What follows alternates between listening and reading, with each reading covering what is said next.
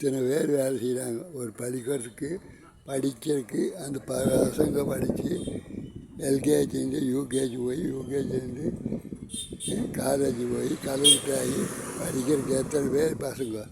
ஆனால் அவங்களுக்கு சம்பளம் எவ்வளோ? காலேஜில் கொடுத்து வைக்கிறாங்க. அது குடும்பத்துக்கு பத்துமா? டயரை கழட்டி மாட்டுறாங்க, டயர் பஞ்சர் ஆகிடுதுன்னு. பஞ்சர் ஆகிடுது. அநியாய கொடுமை. இந்த ஆளுகளுக்கு வேலை அப்படியே நிறையா இந்த பள்ளிக்கூடம் இருக்கும் போல இருக்குது. இங்கேருந்து பிள்ளைகளுக்கு படிக்க வச்சுருக்கு பணம் கட்டி வந்து போகுதாங்க. ஆச்சு பார்த்தீங்களா? பரவாயில்ல. இப்படி நிறையா பேர் தொழில் செய்கிறாங்க. ஆனால் மந்திரி இருக்கிறாங்க வாழைப்பழத்தை கொடுத்துட்டு எத்தனை பேர்கிட்ட சுரண்டிட்டு அது நிறைய பள்ளிக்கூடம் கட்டி வச்சா பரவாயில்ல, சத்துணவு சோறாக்கி போட்டால் பரவாயில்ல, தனிப்பந்தல் வச்சா பரவாயில்ல. இதெல்லாம் வைக்க இப்படியே வச்சு அந்த காட்டை வாங்கி போட்டால் அந்த காடு சும்மாவே கிடக்குது. என்ன 100 ஏக்கரா 50 ஏக்கரா 60 ஏக்கரா அதுக்கு ஒரு லட்சம் ஏக்கராவும் வாங்கி போட்டுருக்காங்க தமிழ்நாட்டில். அதை ஈசாபாரு ஒன்றும் இல்லை, சாமியார் அவங்ககிட்ட ஒரு மயிலாக இருக்குது கிரகம்.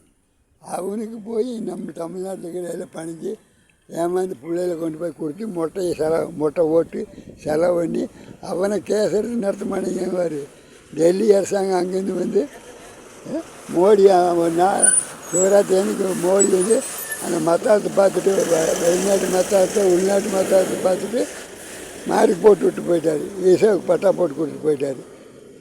அதே மாதிரி ஓடாப்போனு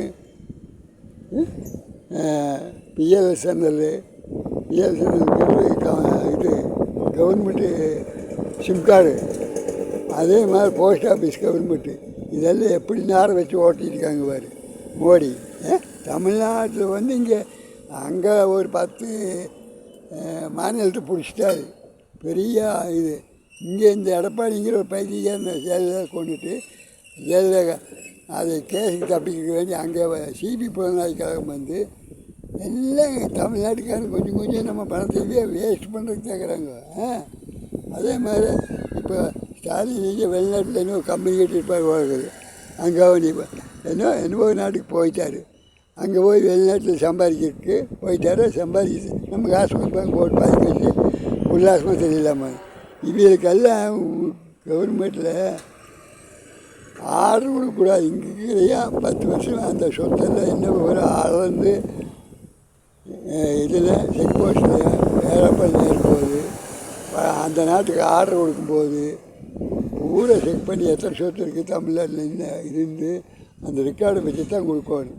ஒன்றும் இல்லாத கூலிக்கு போனால் கூட பரவாயில்ல. அதுவும் கூலிக்கு போகிறது ரொம்ப இங்கே மாநிலத்துக்கு படிக்கிறவங்க வாங்கிறது படித்து போட்டு டாக்டர் அங்கே போயிடுது. இங்கே ஆப்ரேஷன் பண்ணுறது தமிழ்நாட்டில் கிடையாது. எல்லாம் வணக்கம். நேர்மணியாக